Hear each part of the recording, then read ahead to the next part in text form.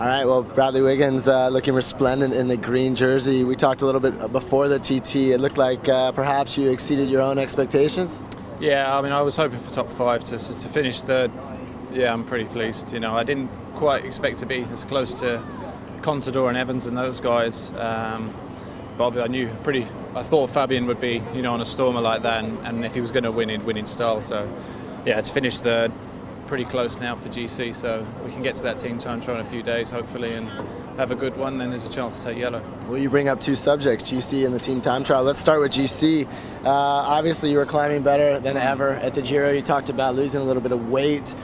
We see you amongst guys like Contador and Evans. What are your thoughts about Paris? Yeah, I mean, Christian's still our sole leader.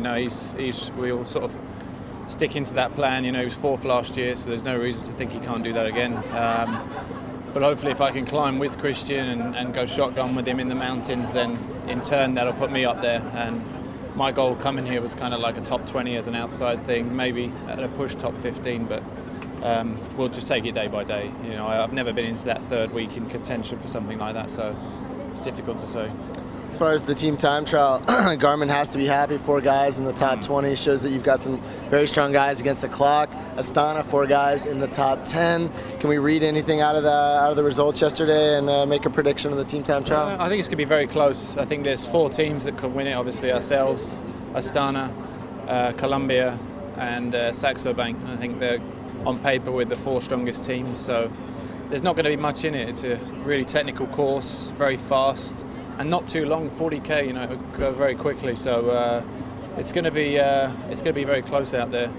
One last question. We see you in the green jersey. Obviously, that's a jersey Tyler Farrar would like to be riding or wearing at some point in this tour.